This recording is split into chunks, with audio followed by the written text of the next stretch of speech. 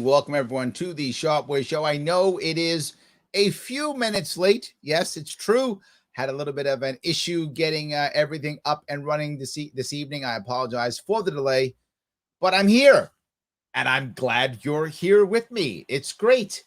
And today's topic is kind of an odd topic, I know, but I'm bringing it up because I feel like a lot of people are feeling the topic. They're feeling a bit of worry or despair or concern. And what do I do? And how do I act? And what's going on? And am I alone in thinking that it feels like the world's ending some days? It just does some days. And then where do I stand with the stuff that's going on in my life personally? Where do I stand when it comes to that? I think we all are thinking a little bit of that. And I thought it would be nice for us to just bring up some of that today. And of course, always please like, comment, and share. I bring up the like and the commenting and the sharing often. But if you're clicking that like, I know you're saying to yourself, Larry, does it matter if I click the like? It does, because other people see it. They click it. It does matter. It helps me get past the algorithms. Please do that. Comment if you can. Even to say hi. I love when you guys do that. The comments matter. The back and forth matters. It's all important in keeping this going. So I know that people might be saying to themselves, Larry, I'm worried. And I'm worried because I don't see things getting better, right? I thought we could push through all the COVID lockdowns and the COVID mask mandates and all those things. And I thought that if we, push through it, then it would go away and we'd be okay. And it seems like it's not. It's not going away. And some of you are concerned about things like your job. Some of you are worried about your business and thinking that it may not come back. Some of you are worried about your local communities. Some of you think that life has been changed so much that it can't go back and that you've lost what you think was your good life. Some people think that. Others, and I know I'm in this one, you're worried about your children, your nieces and nephews, your grandchildren, the people who are, younger than you right now coming up. You're worried about them. I am. And you look around and you see where, okay, we're pulling out of Afghanistan, right? As an example, happened recently. Okay, in theory, that's good. And I agree. In theory, that's wonderful. I'm happy that's happening. But you then also see all the devastation that's happening because of it. And you go, is it worth it? Is it the right move? And now something that seems like good, and I am happy about it, now becomes tainted with more pain and incompetence and problems and suffering. And then what about all the people who suffered over there? The over 20,000 people, military members who either were killed or wounded or their families devastated. Was it worth it now? Did we throw that all away? Was it worth it? Was it not? It's confusing. So on a personal level, you see that. And politically, what do you see? If you're a Democrat, you're unhappy right now. If you're a Republican, you're unhappy right now. Neither one of you is thinking, my party's doing awesome. Neither one of you is thinking that right now. You're like, my party, I guess it's better than the other party, but you're not jumping up and down right now. That's not what's happening. And I think that really is an issue, right? That's really an issue for many of us. Let me grab a couple of these if I can. You guys are already coming up, right? Overwhelmed, stressed, mad, disgusted. Yeah, I'm with you. Absolutely. It feels like, and I'm going to talk to the overwhelmed piece. I'm glad you brought that piece up. There are several things to feel overwhelmed with. The first one is the idea of, how much can I worry about? Like, how much can I worry about? And if I don't worry about the right things, now someone else is mad at me, right? Why don't you care about Afghanistan? Or why don't you care about Cuba? Or why don't you care about Haiti? We got earthquakes and natural disasters hitting Haiti again. So why don't you care about the debt? Why don't you care about our veterans? Oh my God. Why don't you care about the Fed? How about I got to pay my own bills and keep my own family and friends happy? How about I keep myself happy, my own sanity? I agree, it can become overwhelming. Absolutely. So of course you become stressed. Of course you become mad because whatever you do, it's not enough, right? Even if you're the best at one of those things, it's not enough. And disgusted because no matter how hard you work, there's always something else. I think that's true. I think you're right. Absolutely. Craig says, I feel the worst about the future that I've ever felt. I'm not very old, but it's the first time in my life I've not felt optimistic about the future. Yeah, I see that too. Like, what is the hope for the future? What's that next step, right? What's that next step? Yeah. Chad says, it feels never ending. There is the thing, right? It does. You hit the first one, and now the next one comes. And you got one problem, and now the next problem comes. Yeah. Or worse, it's never actually fixed. It's a Band-Aid, Chad. Right? See, we did a Band-Aid. So it looks like it's good because you can't see the wound. We put a Band-Aid on it. But that wound's still festering. And it still hurts.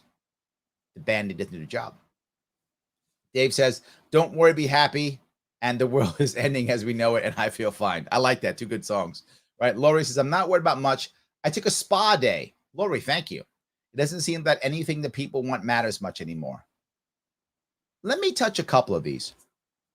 And the reason why I brought this up more than anything is because when people get upset and worried, they often check out or strike out, right? They strike out at others or they check out. Both are the wrong answer. I don't want you to check out, and I don't want you to strike out at others. Generally speaking, when you start to feel that way, right?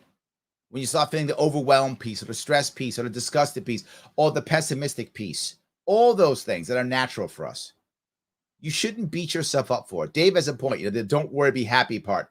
I mean, it's not that easy. But if you blame yourself, you start feeling worse. It isn't your fault, no matter what it is. It's not your fault. You didn't do it, right? You didn't send our troops to Afghanistan. You didn't start COVID, right? You didn't do it, right? Of course. So what do you do first, though? You didn't do it. So blame others. I'm going to ask you to do something that may not seem appropriate, but I think it is. I want you first, when you start feeling this, to look inward. Look at your life. I'm serious. The world around me is ending. Yes, but first, not only, but first, look inward and ask yourself, is yours? And maybe yours is. I don't know all of your situations. Maybe your world is collapsing. That's possible. But I'd ask you to look inward first and say to yourself, let me look inside before I start looking outside of a place else. The old idea of, make your bed before you do the first thing, right? That concept, right? It's a good concept. Look inward first. It doesn't mean look inward only. It doesn't mean be perfect before you move out. It means the first step is not to start blaming others and pointing the finger, but the first one is to look at yourself. You've heard me say many times, I can't point my finger at you until I point my finger at myself first. I believe that. I think we all should do that. We should point the finger at ourselves first. It doesn't mean we blame ourselves. It means we look at where we are. And let me explain what I mean by that. If you're feeling overwhelmed and stressed or pessimistic, look in your life and say to yourself, is it that bad for me right now? And that's a very specific thing. Is it bad for me right now? That's the issue. I'm sure it has been bad for us. We've all been through tough times. Asking, is it bad now? You say to yourself, you know what? Right now, for me, it isn't that bad. That's the spa day, Lori. That's the spa day. Right now, for me, it isn't that bad. Okay, that's how you catch your breath. That doesn't mean it's over and you go home and go, forget it, I'm going to sit in the spa the rest of my life. I'm not saying that. But that's how you catch your breath, and we should catch our breath. Is it that bad for me right now? And if you say, you know what? No, it isn't that bad for me right now. Catch your breath. Take a spa day. Chill for a second. Get your head in the game so that you can make the next step and whatever you want to make someone else's life better or whatever the case may be. But let's say you look at yourself and you go, nah, it's bad for me right now. Maybe you lost your job. Maybe you've lost your relationship. Maybe you have an illness. Maybe something's happened to you that is bad for you right now. Okay, that happens.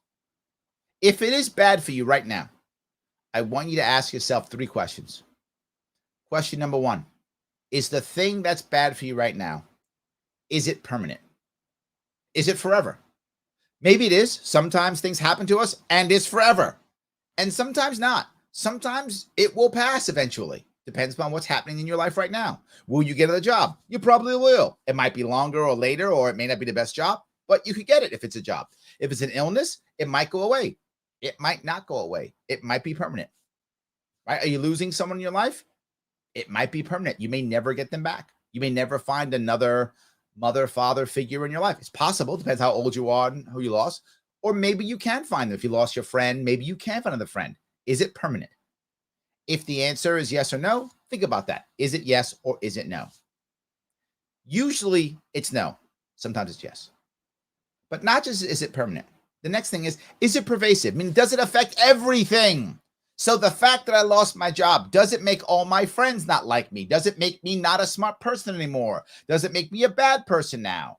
The thing that's working, that's affecting me, does it affect everything? Usually it doesn't.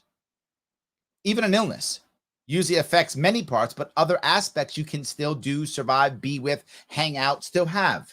Is it pervasive? Does it cover everything? Usually it doesn't, but it might. So ask yourself that question.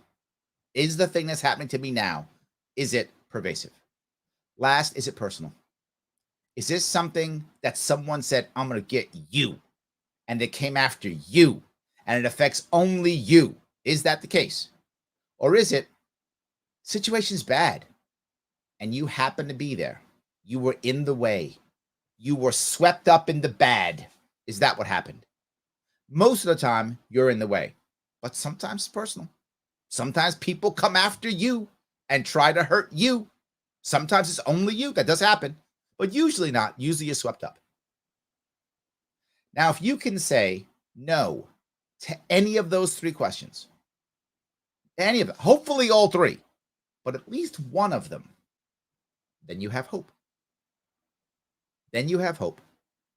Then you can follow Lori's advice and take your spa day and get your head in the game. Because when things are bad is when we need your brain and we need your intellect and we need your experience and we need your wisdom and we need your brain to the best of your abilities when you need it. So take your spa day. Lori's right. Take your spa day, but first ask yourself those three questions. And if any of them is a no, there's your hope. It's not pervasive, or it's not permanent, or it's not personal, or hopefully all three, but at least one. Now you got some hope. Now you got some hope. Take your spa day. If it actually is all three, time for you to get some help because you cannot handle it on your own. I'm being forward with you. If you actually have all three that are yes, you need help and you need it now.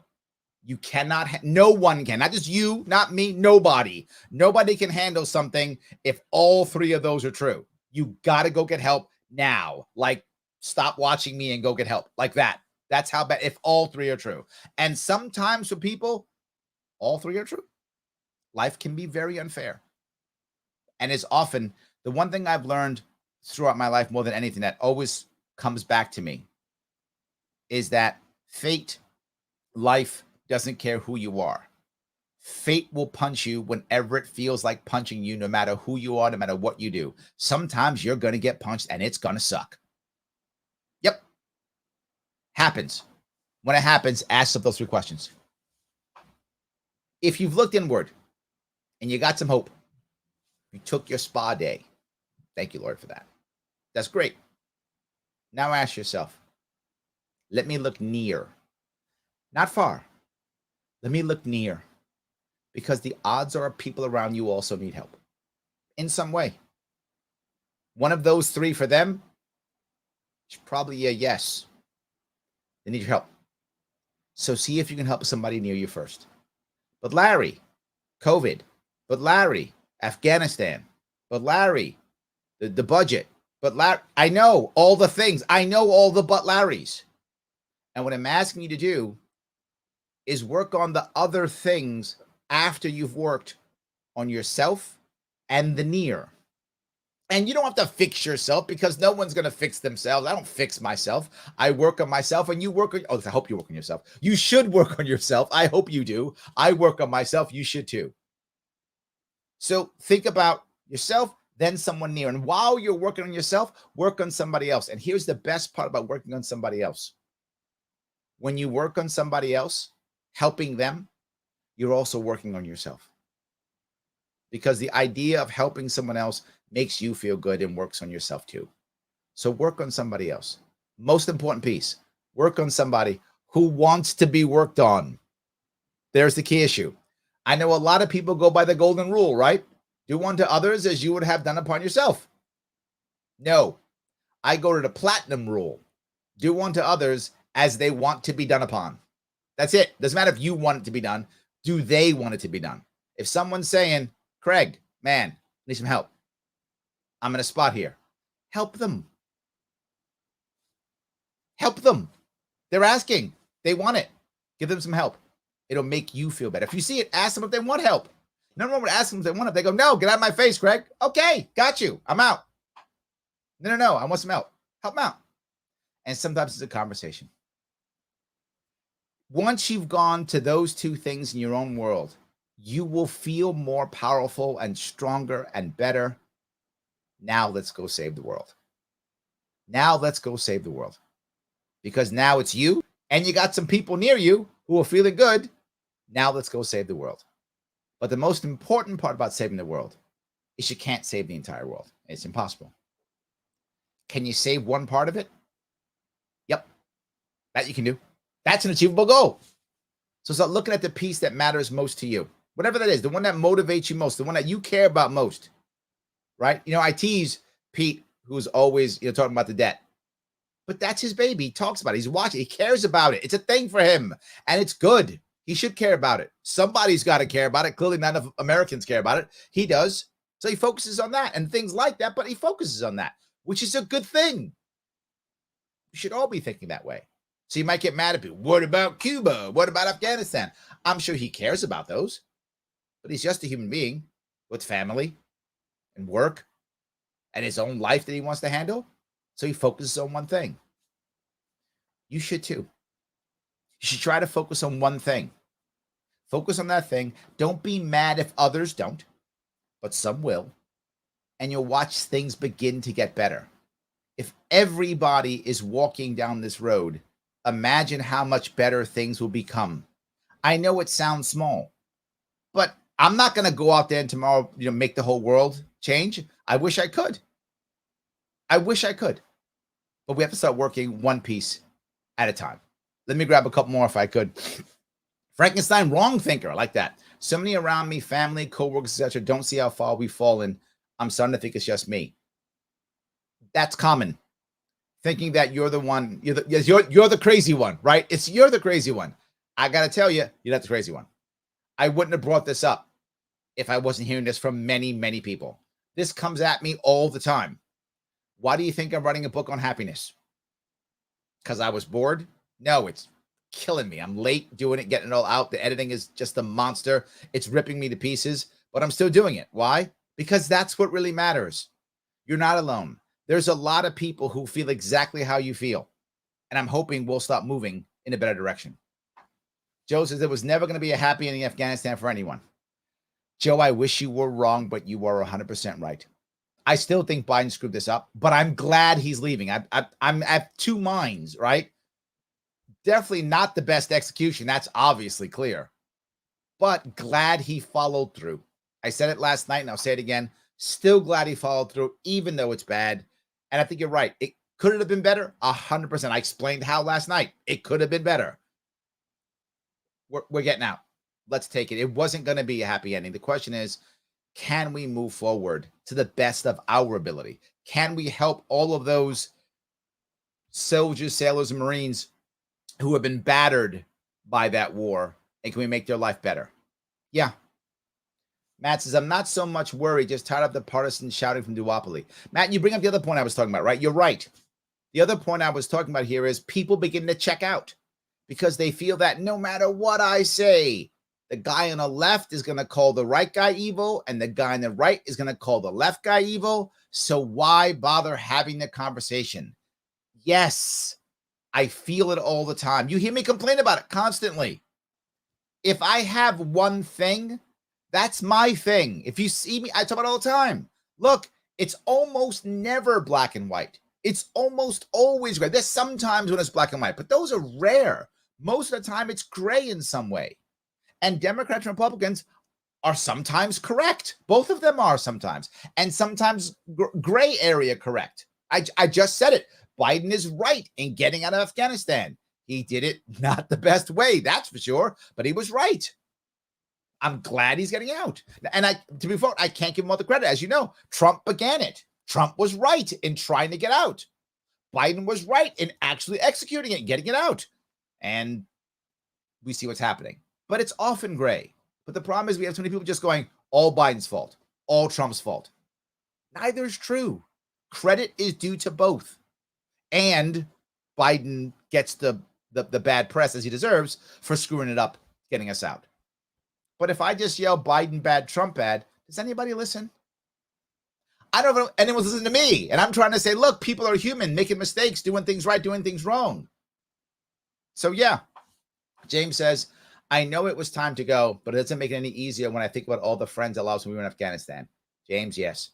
And so many more that took their own lives when we got home. It's a crappy feeling. To be forward with you, James, I'm an older Marine, and I knew very few people who went over to Afghanistan. I met them when they came back. So most people who died in Afghanistan, I didn't know. I don't think I know any of them. I don't think I knew any who died in Afghanistan. I knew a few who died when they got back. Again, I was a Marine in the 80s.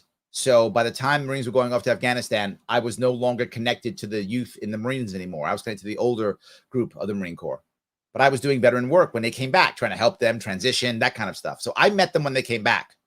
And I'm with you. My pain is not of those who died there. Mine is those who died when they came back. And the conversation I've had to have with so many veterans. And I say the one that really still sticks with me is when I was talking to one of them and I had to ask him where the gun was on the phone. I said, so the gun's on the bed now? He's like, yeah, it's on the bed. I said, good, it's on the bed. There's a chair there, right? He's like, yeah. I said, he was in a hotel. I said, go sit in the chair. And I had to talk him out of pulling that trigger. And that's the one that sticks with me the most. Now, he didn't go through with that. But how many did? You know, James, a whole lot did. A whole lot did. And I wish I could have spent more time saying what I'm saying now. And so they don't feel overwhelmed. So they don't feel like it's so bad. You're totally right. It's horrible what we've done. What I would say, though, is with all of that, I can't bring back those people at all. I can't. But we can make less of them in the future. And that's my idea of permanence. This isn't permanent. It's not. It sucks now. You're right, James. Joe's saying it too. Sucks. It sucks now. Afghanistan sucks now. There's a big however. It's not permanent. We can make it better, and we cannot do it again. So we can make it that way. Absolutely. So thank you for saying that. Dave says, Democrats and Republicans have been saying, at least we aren't the other guys for years, for decades. Yes, absolutely. Joe says, I care about things. I just don't care about what anyone else is caring about. Care overload. Yes. Yes, absolutely. It is just so much. How can we handle that, man? I'm with you. And the problem that I deal with, Joe, is I don't want to come across as the guy who's the jerk, right? So someone cares about the other thing, Haiti. Do I care about Haiti? Of course, I don't want the Haitians to get hammered again. They just had an earthquake, 10 years ago, was it? Now they had their president executed, and now they got an earthquake again. My God, of course. But I can't. I'm with you. I can't. I can't go there too. I can't go there too. So I leave it up to people who have deeper connections to Haiti. I do not have a deep connection to Haiti. I know Haitian Americans, particularly here in New York City. I know many of them, but I don't have a deep connection to them. It's being forwarded. Not being mean, I don't have it. There are many Haitians, there's a large Haitian community in Brooklyn, here in New York City, and they are deeply connected, and they are all about Haiti, and they should be. And those are the people who should be caring all day up and down the street. Yep, they should. And I'm not mad at them for doing it. I'm happy they're doing it. And I want to say that. I just want to let them know I just can't. So I'm just going to walk away and let them handle that. It's horrible. I just can't. I'm with you. There's a point where you just got to be like, okay, you do you. Go on. Yes. Paula says, upset that my Marine husband is struggling because he deployed to Afghanistan. I was proud of their work there. His guys are struggling too. Yeah. Think of what so many of these people went through. Your husband, I'm sure, what he saw, what he felt, what he sacrificed emotionally, mentally, and maybe even physically. A lot of people came back with physical issues when they came back. And to get an L, oh my God, it's horrible. It's horrible. I get it. I remember when I was in the Marine Corps in the 80s, most of my senior leadership, they were Vietnam vets, right? They were Vietnam veterans. And I remember one of them did 3 tours in Vietnam. He was a master sergeant when I was in the Marine Corps in the 80s. And I asked him, I said, why'd you go back? For those who don't know, in Vietnam, you only had to go to Vietnam for 1 tour. After that, you volunteered, right? They didn't force you to go back. You could always say, I did my time. I'm not going back. And they wouldn't fight you. You most of the time. There's some exceptions with some specialized fields. But generally speaking, you did 1 tour in Vietnam. You didn't have to do it ever again. But people would volunteer to go back again. He went 3 times back to Vietnam to fight active infantry. So it wasn't like he was, he was hardcore. So I asked him why. I was like, why would you want to go back? You did your time. You paid your dues. Why would you go back? And he said something to me that sounded harsh at first, but then he explained it. He said, I wasn't done killing. That's what he said to me. And I thought, holy crap, really? And then when I just looked at him like, wow, that sounds sociopathic to me, right? That didn't come across. And what he then said afterwards was, it had to mean something, and I didn't feel like it meant anything. And all my friends died, and I had to go back, and I had to get, maybe it was revenge, maybe it was righteousness, but it just wasn't done. It had to mean something. And he wasn't a mean and harsh man. Like I knew him. He was a good leader. He was one of my best master sergeants I ever had. And he wasn't aggressive, none of that. But he wanted to make it mean something. And it just kept not meaning anything. He kept coming home with an empty feeling. And he was like, it's not meaning anything. I got to go back. I got to make it right. And he went back 3 times. And he still had an empty feeling. It never meant anything to him at the end. He kept feeling like I took 3 years of my life and I threw it in the garbage. So I get that. I never forget him telling me that. And then explaining it to me. It made a lot of sense. Absolutely. So I'm the plate spinner, Frankenstein says, trying to let everything come crashing down. I'm going to give you some advice, and I hope you'll take it. Let something come crashing down. Let it. But there's a difference. If you keep trying to spin the plates, something will come crashing down you're not prepared for, because it'll be a mistake. It'll just be too much, and it'll come crashing down. In fact, maybe many things will come crashing down in a cascade. But if you decide, I'm letting one come crashing down, you'll know what's going to happen. You'll accept the damages. You'll fix it later, and only that will come crashing down. When you feel that way, it's time to let one thing go. And if you're unsure what that thing is, ask someone else who is not connected to those things. I'm serious. If you have a friend, a family member, a coworker, someone who is not directly connected to all those plates being spinning, and ask them and say, I got all this stuff I'm handling, all this stuff I'm dealing with, all this stuff I'm dealing with. I can't handle it all. What should I let go? Let the person who's not emotionally attached go. If it was me, I'd let that go. You can fix that later. Let that play fall. The odds are 1 or 2 people who are not emotionally connected can look at your life differently. It's hard to coach yourself. Really hard to coach yourself. It's hard to look in the mirror and be able to say, yeah, this is real. It's hard. Ask somebody not attached who says, yeah, I would dump this, I'd dump that. And then you decide, let one fall. Fix it later. Otherwise, many fall. And it's a cascade. Lepke says, children survived Auschwitz. We will survive this and our kids will be okay. Life goes on because it have to. What's that saying? Life finds a way. For some of you, this is one of the reasons why what Paula was talking about. Her husband, other people are struggling. This is one of the reasons, believe it or not, why people struggle so much. And I had it when my daughter was ill. When my youngest daughter almost died and she was in the hospital having heart surgery at 18 days old, my world was ending, as I would assume if it was your situation, you would feel the same way. My world was ending. When I looked at the window, what did I see? Life going on. Life moving on. The world didn't stop because my daughter was at death's door. The world did not stop when my daughter was at death's door. It kept going. And part of me understood it, and part of me hated it. Hated the fact the world wouldn't stop for me and my daughter. I hated it. It's true. I know it's petty. I know it's selfish. And I felt it. I wanted the world to stop because my world was ending. I wanted the whole world to stop and look at me and go, oh my God, Larry, your daughter might die. Stop everything. That's what I wanted. And that's selfish and silly and never going to happen. And it's exactly how I felt. And sometimes when people have these problems in their world, in their life, they come back from Afghanistan and feel, what the hell did I do? What's this all about? And the world just keeps going. And like, why isn't the world stopping and helping me handle this? Why isn't the world stopping and doing this now? Sometimes you get upset because life does go on. And to be forward, Lepke, you're right. And it should go on. It should. And we have to move forward. We can't be stuck. But man, it doesn't feel good.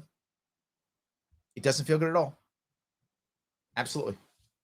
So Jason says, hi for the second time today. Yes, I did my show at noon today. Thank you for tuning in twice. I'm concerned not with COVID, but everything else to do with it. I see Australia as a sitting duck and Europe not having it, which is demonstrated by their protests. I'm not sure where you're going with that one. But in the US, I see us just letting things happen. Yes. Yes, Jason. You've hit it perfectly. I'm not surprised that the government and government leaders went out of their way to control. That's what they do. A dog is going to bark. I got it. That's what happens. Yes. What surprised me, maybe it shouldn't have, but it did surprise me, was how fast people just said, okay, okay, yeah. Just how so many, not all of us did, obviously, but Jason, most of us Americans, we did. We just sat back and went, okay. So you rule us now? Okay, I guess you're our rulers now. Okay. Yeah. He says, I follow it as much as I can in my free time. I think that's my family. I think, what is my family going to do if we lose income? Yes. Too many questions and too few answers. It seems to me trying to figure it out consumes all of my free time. Jason, I think you're right. And it can make us, the problem that can happen right now, we talk about, Jason, is if it begins to consume your free time, and it happens to many people, I'm not saying it is happening to you. It is a fear and a worry that you should be cognizant of in case it does happen to you. People can get so concerned about finding the answer or fixing the thing that they wind up ignoring the people closest to them because they feel they're righteous. You might say to yourself, and again, I don't know if you're there, but be worried that you could go there to a point where you're like, I'm not going to spend time with my friends and family. You guys should know better. I'm trying to save us. I'm trying to find a way out of this. I'm righteous. And you might be finding the way out. And they might not care because they want their loved one in their life. That's what they want. And if you're not there for them because you're trying to fix the world, which again, maybe important, fix your family, important, it may not work. So I would ask you a couple of things. Number one, can you include them in this? Do they want to be in this? Some people can't handle this. Some people are on overload, like Mr. Wrong Thinker is talking about, on overload. They don't want anymore. Jason, you do you, I'm out. They can't handle it. If that's where your friends and family are, that's not going to work. But maybe they're into it. Like, yeah, let's do some digging. Let's do some digging and figure this out. And you can do that together, helping both sides of you, right? Making sure this isn't pervasive. It's not pervasive because you can get others involved. Or you can just focus inwardly first and then near and then far. I think that's the way to make that work, Jason. I hope that was helpful in the way I put it together there. I hope it was. Sam says, the more things get bad, the more I appreciate all of the good things in my life. Grateful for my family and my connections here. Sam, that is a wonderful way of thinking of things. I love it. Yes, yes. The issue is, and you know this, Sam. I know you've shared with me, right, that you've done some pastoring work, some chaplain work. So you know this. People want to have pity parties. It's human nature. And to be forward, I'm actually not against the pity party. I'm not. I think it's human. It's natural. We want to go, woe is me. Everyone feels sorry for me. It is a normal way of humans wanting to act. I said it before and I'll say it again. Is it 5 minutes or is it 5 years? Let's make it 5 minutes. Let's have our 5-minute pity party. Woe is me. Woe is me. Life isn't fair. Okay, great. Now let's start moving. It's 5 years. Think of what you've lost if you allow that pity party to last for 5 years. And Sam, you know people have done it. And I bet everyone else out here knows someone, if it wasn't you, who's let a pity party last literally years. Some people, it lasts the rest of their life. You don't want to be that. Do your 5 minutes, cry yourself out, get it out, feel sorry for yourself. We all do. And then we got to get to work, right? Because the point's well made. Life does go on. And the other part is there are people who depend upon us, people who expect things from us. Let's move forward. So yes, Brian said it's the catification, you know, the other word for cat, of America, probably going towards not being the United States anymore. There's a piece of that that's true and a piece of that that isn't exactly true. And let me do both of those sides. The piece that isn't exactly true is nations and cultures do shift and adjust. That's a normal thing. You're still American if you aren't the same America that it was 100 years ago or 200 years ago. You're still American, right? You look at many nations who've gone through tough times and hard times. The national culture does change. So I think part of that is natural. But my worry is with what you're saying is there is a situation where a lot of people are not understanding what it is to be a hero.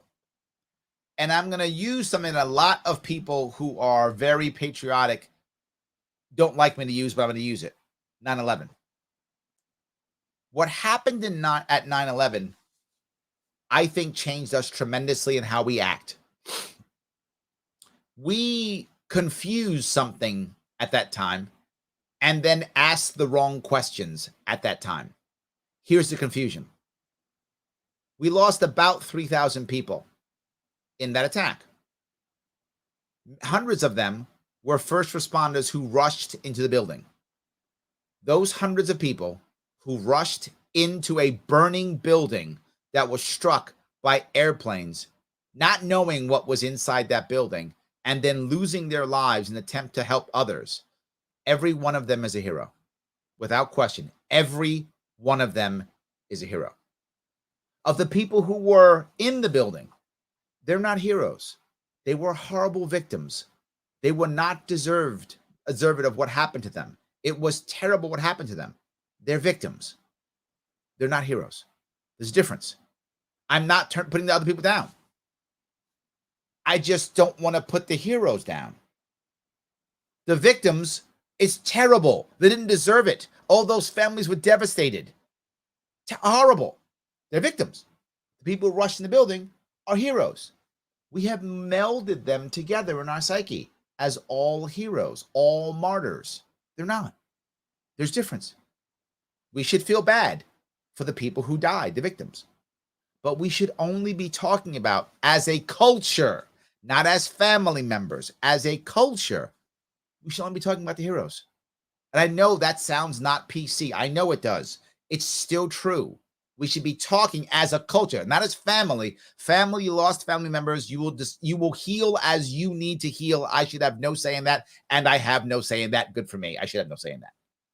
When it comes to the people who were the heroes, we should all be talking about the people who ran into a burning building and started marching up 100 flights of stairs to help people when they had no idea what was going to happen. Those are heroes. We should be talking about those people, and we just mix them all together. It's what we do as a culture. and we have a memorial to all of them. And we're having literally in New York City, if you go down to the Freedom Tower, it's a 20-year-long pity party. When it should have been a year-long pity party and a 19-year glorification of heroes who sacrificed their lives in an attempt to help others. And we have not done that. Since that day, that has been the obvious turning point in my mind. It's been happening, Brian, to your point, for many years.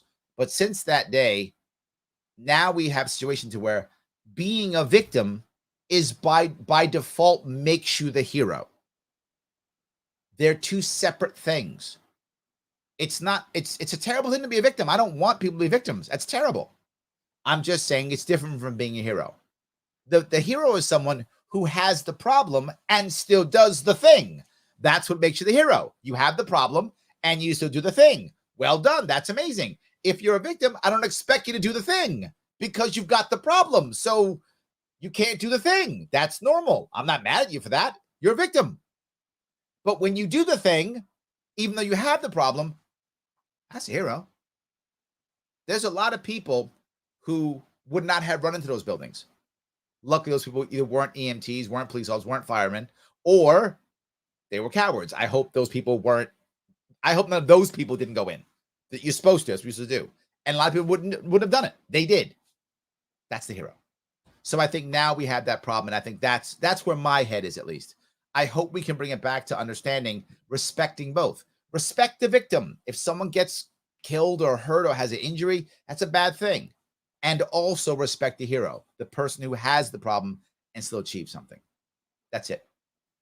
David says, the thing is, you can only worry about the things I can change. I wish more people would think that way, David. A lot of people sit and focus on things they can never change. It drives them crazy.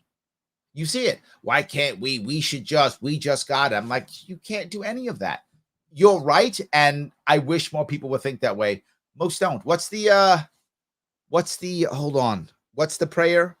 I love the prayer and I forget it all the time. The serenity prayer. Thank you. Serenity prayer, right? I'm gonna mess it up. I'm gonna paraphrase it, but you know what I'm talking about. It's God give me the strength. Hold on. The strength to accept what I cannot change, the courage to change what I can, the wisdom to tell one from the other. That's a bad paraphrase. I'm sure one of you would be nice and post it. You know what I'm talking about. Serenity prayer. That's what it is. I wish more people would think that way. Yes. So, Joe says, had you have to show your past, well, I don't think you're talking to me in this one. Larry, you have a future as a therapist. Thank you, Jericho. I do a lot of work with people, but I'm not a therapist. And one of the reasons why I'm not a therapist is if I were a therapist, I'd have to have a New York State license. So I do things that look a whole lot like therapy, but clearly are not therapy, or I'd have to have a license. So since I do not have a license and will never get one from the state, what I do is talk. It looks a whole lot like therapy, but it is clearly not, because I would require a license if it were therapy. So I do therapy adjacent. There we go. Yes, absolutely. So let me see if I can go some more. Chris says, thanks for talking us off the ledge. I try. I try. Yes, I definitely try. Thomas says, government tends to cause or exacerbates many of the problems out there. Very true. If you somehow get government under control, you'll notice many of these overwhelming issues will hopefully diminish. I think you're right, Thomas. I think we'll be able to handle them better locally. I think absolutely. Yes, absolutely. Matt says, that was beautiful, Art. Thank you, brother. Thank you. Yes. Thank you. Yes. So, let's see. Rita says, we want to have him as future governor. Thank you. His soothing, truthful demeanor make him an excellent leader. Thank you, Rita. I appreciate that. It's very, very nice words. I appreciate that. Letitia says, everyone needs help.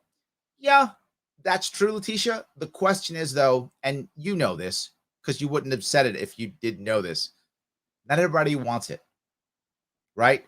And the thing to remember with human beings, we don't do what we need. We do what we want. Needing is a reason for us to want it, but it doesn't mean we'll do it.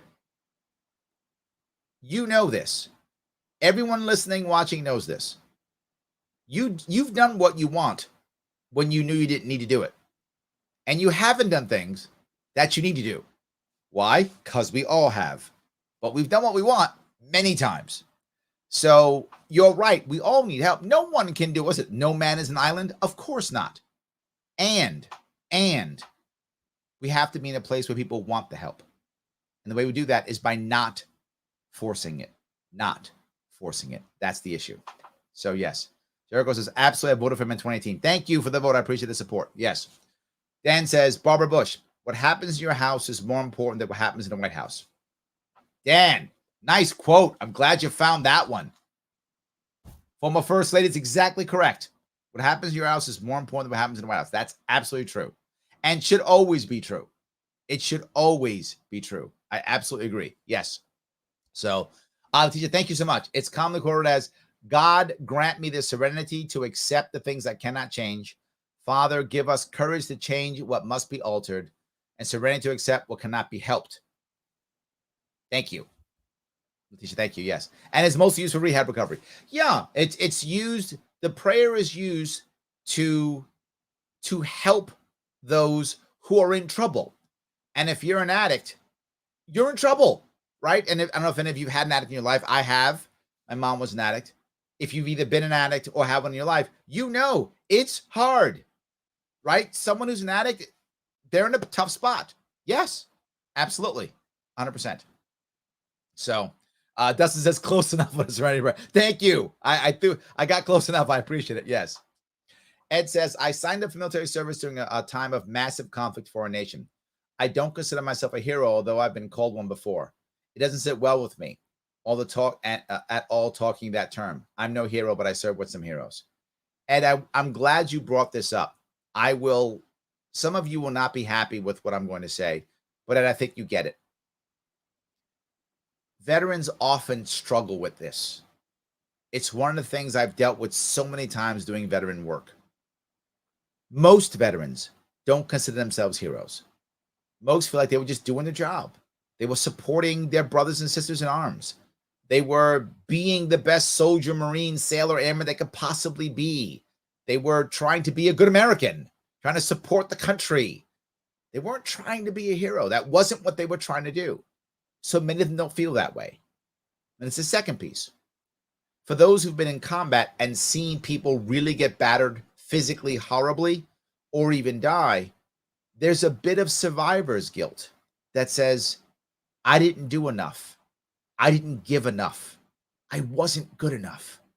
And if I wasn't good enough or didn't give enough or didn't sacrifice enough, then how can I be a hero when this guy or this gal, they gave far more than I gave, or they sacrificed far more than I sacrificed? How can I be a hero?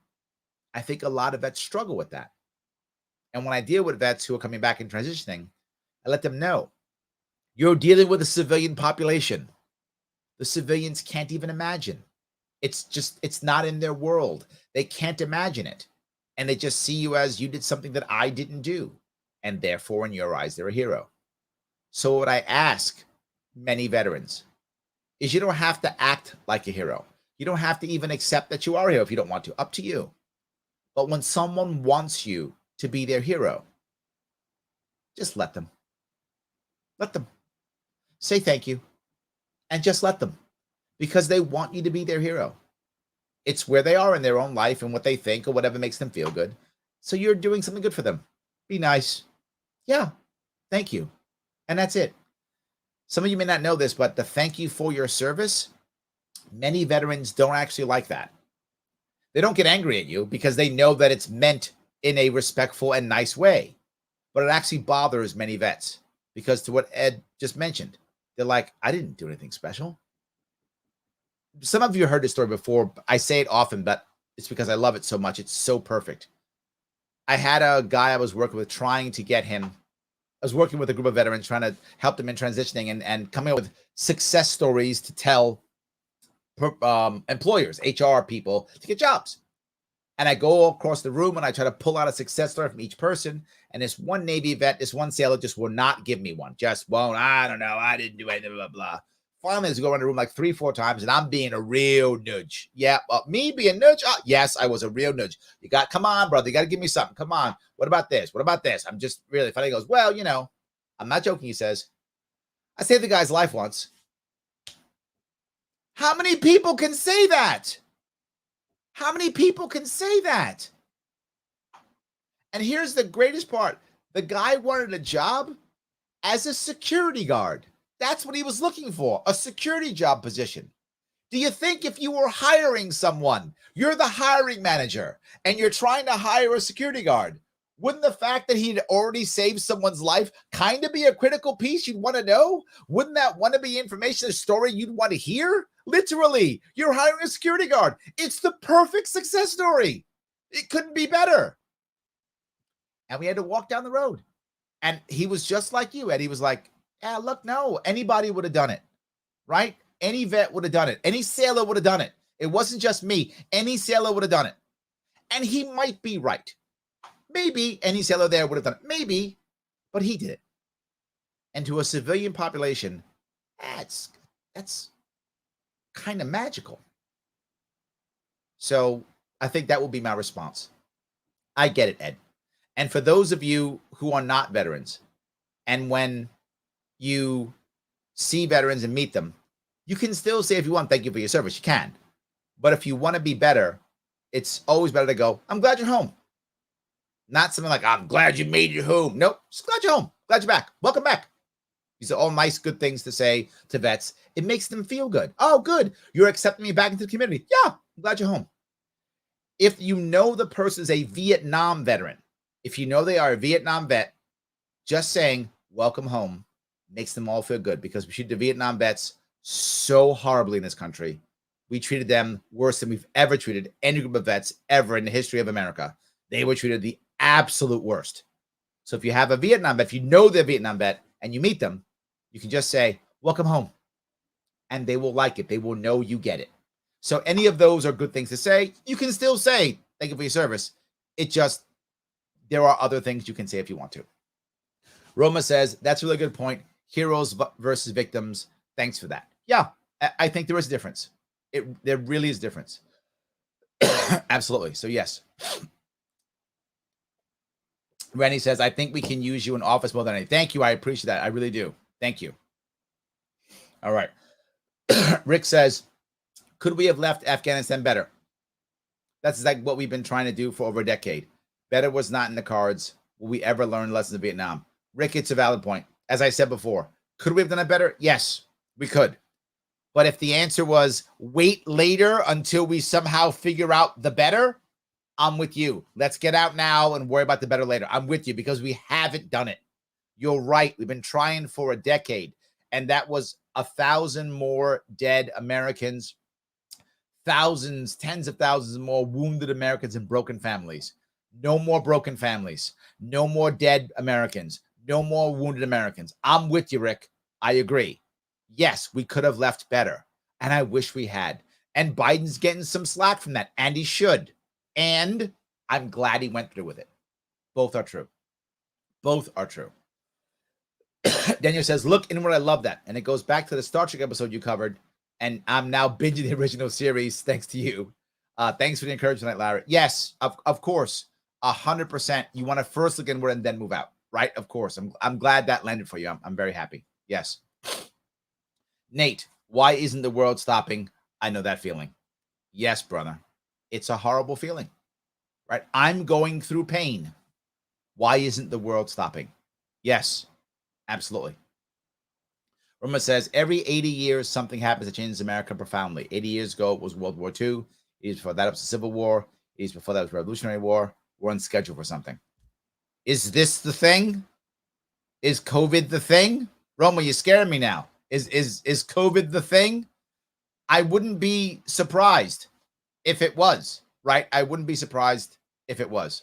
Absolutely. So Dan says the soldiers should still be proud of their work. They gave the Afghanis every chance to succeed. We can't control how they respond. Valid point. Dan, on the money. Valid point. David says that Master Sergeant sounds like the Martin Sheen character in Apocalypse Now when he was in Vietnam. He wanted to be home. When he was home, he wanted to be in Vietnam. Ooh, yeah. Yeah, you get used to it, right? Absolutely. Yes, absolutely. Jeff says it's an appropriate time to share the Veterans Crisis Hotline. Thank you. Yes, 800-273-8255. Post it on your social media. It may save someone you don't even know. Jeff, thank you for that. That is amazing. Very good. Thank you for that. Yes. So, yes, David put it out there also. I appreciate that. Yes. He just says pre-September and the hearsay, the attack on American families of a biracial nature. I'm not sure. Hold on. Pre-September and the hearsay, the attack on American families of a biracial nature. Military and the abuse that can use in the medical practice and use of misconduct. What has changed in 20 years? The mental health outcry that not one is listening to what the system is doing to those whom have served and their families have been abused and traumatized by the cover-ups. Not sure everything in that one, Leticia, where you're going with that, but I think what you're saying, and you can please, repost if you think I've misunderstood this.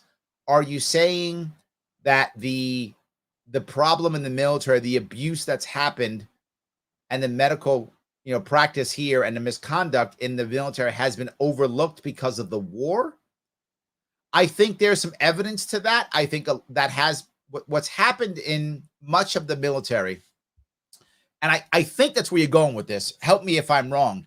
Is that over these last 20 years of constant war, the system, the day-to-day systems of abuse and misconduct and trials and things of that sort have not been up to par with all the things that have been going on. The VA is a perfect example of this. The VA has not been able to deal with all of the injuries, both mental and physical, that have come in. The VA is better with physical injuries than it's ever been. It's good at that. It just isn't good with the mental issues at all. And now there's a lot of people coming in, a lot more veterans who are having problems and issues and concerns. I think that's what you mean. And I think there's evidence to, yeah, it's true. I don't think the system was prepared for several things. One, this much war for this long. And two, this much literally mixing of genders and everything else that we have in the military for so long, in combat for so long. I don't think we're ready for this. I think you're right. It's a problem that we have not set up. Hopefully we can fix it and repair it. I hope so. If you guys like what I'm saying, do me a favor, like, comment, and share. I ask you all the time. Yes, it's important. Please like, comment, and share, and support my sponsors. Heading over to the World's Smallest Political Quiz. If you got something from this episode so far, I'm not done yet, but if you got something from this episode even now, then help me out. Head over there, click that link, take one of the quizzes. There are many quizzes there to take. Take one of them and share it. Click that link so my sponsor knows you were watching this show. Check it out. Take the quiz. And if you've already done all those things, then help me anyway. Share it. Well, Larry, I shared it last week. Then share it this week. Help me out and share it. It's free. It makes my sponsors happy. It lets people know where they think, and you can start talking about issues and not just personal stuff. And of course, if you want to support the show itself, patreon.com/sharpeway. Throw me $10 a month. If you're getting some value out of this, and I think you are because you're watching, if it's making sense to you, if you're liking what's happening, if it's worth it, throw me $10 a month. Patreon.com/sharpeway. $10 a month. It helps my team to keep doing what we're doing, to keep finding guests, to keep finding topics, and to keep actually answering a lot of your questions and bugging me about stuff, which is what they do a lot. Is they read all this, all the stuff that you guys send me, and they send me stuff they think is most important, and that's how I spend a lot of my time picking topics and such. So it helps. It does matter. If you can, please take a few minutes and make that happen. It helps a lot. All right. Gene says 22 suicides per day plus 50 overdoses per day, 72 veterans tragically lost every day. Yes, the issue here, without question, is that the VA has not done a good job with mental illness. Just a fact. They have not done a good job with it. And they've got to get better, or we've got to help them. One or the other. Yes, absolutely. All right. Let's see if I can do this here. Chris asks, are you speaking to Louis Rossman? I reached out to him. I hope so. He wants to talk. I'm happy to chat with him. I hope that he will respond, and we'll make it happen. But we have gone back and forth. We haven't picked a date yet. I hope it will be soon. So Nate says, I've had a handful of people say, welcome home. And it's the best feeling to know that they cared enough to look deep into the issue. They get it for sure. Thanks for mentioning. Yes. Thank you. Yes. Absolutely. Yes. Welcome home does feel good. Absolutely. Thank you for saying that. I do appreciate that. So Ed says, thanks for clarifying that, Larry. I was in 2 theaters of war. I did what I had to do to get my soldiers and get myself home. I see it as nothing more. Yeah. Yes. Common. Yes. That's how vets think. Yes. It's a tough matter to deal with at times. I do appreciate any support, though. And whoever looks to me as as heroic, it's too generous, kind. I'm not bitter. I'm glad you brought this up. Thank you. You are truly that people say you are. Thank you, my friend. I hope that's true. It's good. It's good for people to. It's good for people to kind of get both sides of that. Yes, absolutely. So Brian says, I fully agree with Ed. I served during peacetime, quotes, and was ignored until the Gulf War and the global war on terror. Now I'm some kind of hero. I know it's weird. It is. I get it too. People think my service, and I'm the same time as you, Brian. Same time I was during the first Gulf War, right? And that war was 5 minutes long. And I spent the war training people who were reservists, right? Who were reservists, sending them over to the first Gulf War. So yeah, absolutely, 100%. Yes. So all right, so if I can grab a couple more, guys, I really appreciate all these things that you got throwing out here, particularly the vet stuff. Thank you for that. It makes me feel good that you guys are paying attention. Maynard says, always a good day when I can catch a Sharpe stream live. Seriously, I hope I get a chance to vote for President Sharpe. Thank you. In the future LP primary and the general election, LP needs this guy. Thank you, my friends. I do appreciate that. Yes, 100%. I do appreciate all the good things. So I hope today's show was valuable. I know it was a bit of a shorter show. My guest, I think, ghosted me. So I was my team was like, this is what people want to hear. So I decided to do this show kind of off the cuff. I hope it was valuable in understanding that the key to us handling the tough times is first looking inward. Is it pervasive? Is it permanent? Is it personal? Then looking near, then looking far. Hope is the key. And then the last piece I'll bring up is you really want to start thinking to yourself, not how do I fix it all, but what's my first step? And that might seem kind of trite or simple, but I'm telling you, man, does it work. What's that old Chinese saying? I'm doing sayings today. A journey of 1,000 miles starts with the first step or with one step. It's true. So you got to start marching in the right direction so you can get to where you want to go. So if you know stuff's tough for you or for the world and you want to do something, look inward, get some hope, get a first step, and let's go save the world. We'll save ourselves, then our families, and then the world. Guys, have a great night. Thank you so much for giving me a little chunk of your evening. I am going to be on again tomorrow, and I'll be on with a guy from the Rank the Vote, Ranked Choice Voting. And this weekend, I will be at the New York State Fair, Saturday and Sunday. So if you can be there, hope to see you. I will talk to you all very soon.